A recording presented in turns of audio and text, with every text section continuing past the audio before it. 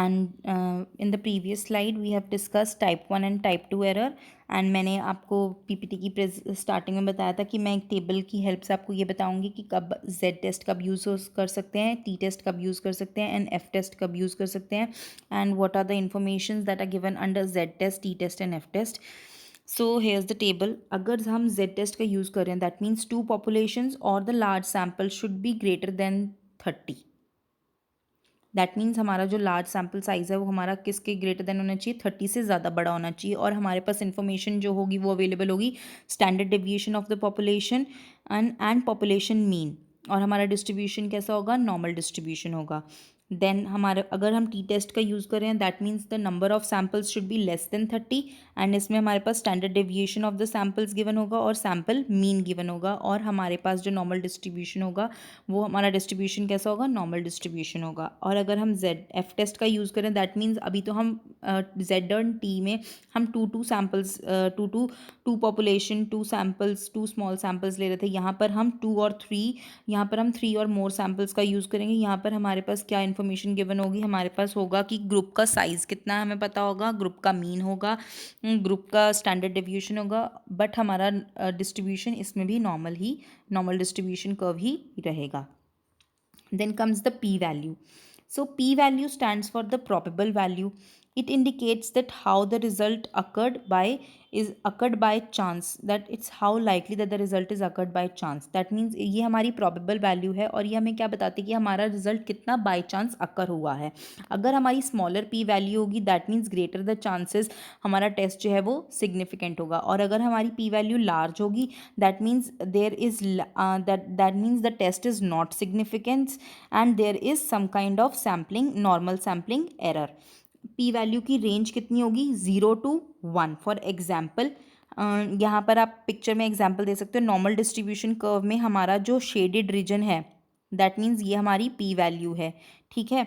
और यहाँ पर हमारे पास फॉर एग्जाम्पल हमारे पास अल्फ़ा की जो यानी कि जो लेवल ऑफ सिग्निफिकेंस है वो हमारा 0.05% है, 0.05 है, यानी कि हमारा 5% लेवल ऑफ सिग्निफिकेंस है। अगर हमारी p वैल्यू हमारे अल्फ़ा से छोटी होगी that means our test is significant. If our p value is greater than alpha that means our test is not significant. Let example number 1 देखो, अगर हमारी p वैल्यू 0.03 है तो हमारा अल्फ़ा जो है और हमारे अल्फ़ा की वैल्यू 0.05 है, then our test is significant because p is less than alpha.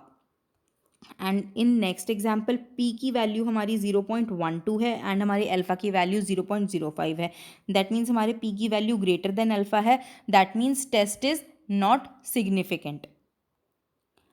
Then comes the procedure. सी procedure of hypothesis testing is as follow. पहले है हमारा हम क्या करेंगे, हम करेंगे null state null and alternative hypothesis. इसमें हम क्या करेंगे, ये एक फर्स्ट स्टेप है to establish the hypothesis to be tested. हम इसमें हाइपोथेसिस टू बी टेस्टेड हम इसमें क्या लेंगे, null hypothesis and alternative hypothesis. Null hypothesis हमारा किससे डिनोट होता है, H0 से, एंड ऑल्टरनेटिव हाइपोथेसिस हमारा किससे डिनोट होता है, HA से। Okay, thus null hypothesis states that there is no difference between the assumed and the actual value, and alternative hypothesis says that there is some difference between the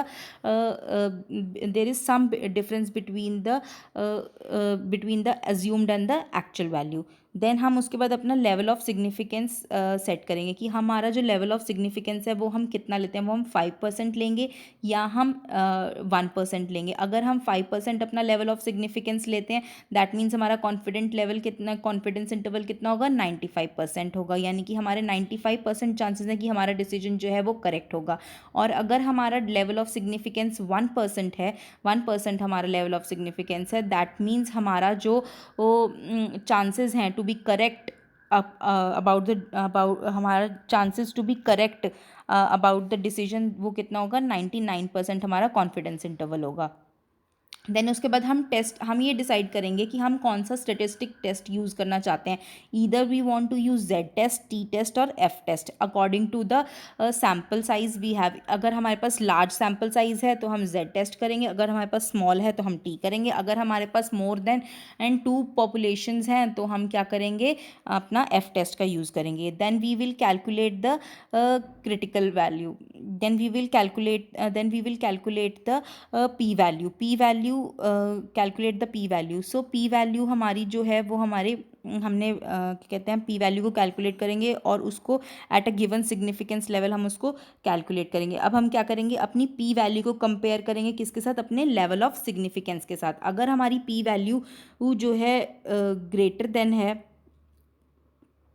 अगर हमारी P value जो है यहाँ पर, if p value is greater than the calculated value then accept the null hypothesis. If p value is less than the calculated value then reject the null hypothesis. Simple is this कि अगर हमारी p value level of significance के, अगर हमारी p value छोटी है हमारी level of significance से तो हमारा टेस्ट significant है, यानी कि हम अपना null hypothesis को accept करेंगे। अगर हमारी p की वैल्यू हमारी level of significance से बड़ी है तो हम अपने जो है कैलकुलेटेड वैल्यू से भी बड़ी आ रही है तो हम उसको रिजेक्ट करेंगे अपने नल हाइपोथेसिस को। Then comes the limitations. See limitations of hypothesis testing is testing of hypothesis is not decision making. इससे हम कोई एक पर्टिकुलर डिसीजन पर नहीं आ सकते हैं, इज़ नॉट डिसीजन मेकिंग, इससे कोई हमारा एक डिसीजन निकल नहीं आता है, बट कि हमें हेल्प होती है एक डिसीजन मेकिंग में।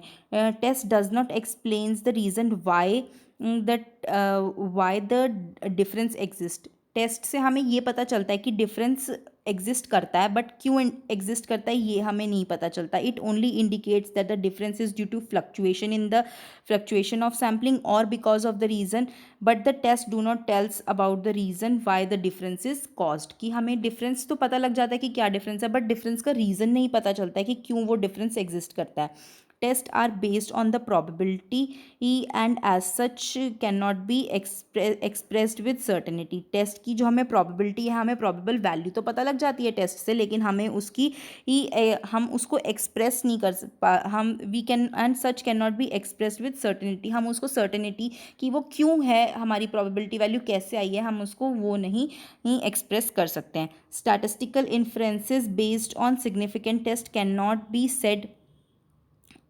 cannot be said to be entirely correct. So जो हम स्टैटिस्टिकल इन्फ्रेंस अपने टेस्ट की वैल्यूज़ को निकालते हैं वो हम entirely करेक्ट हैं और विद करेक्ट एविडेंस है, हम उसको ये गारंटी नहीं कर सकते हैं, बट हम ये कह सकते हैं कि ये near about the correct values हैं। So that's all for day. Thank you very much.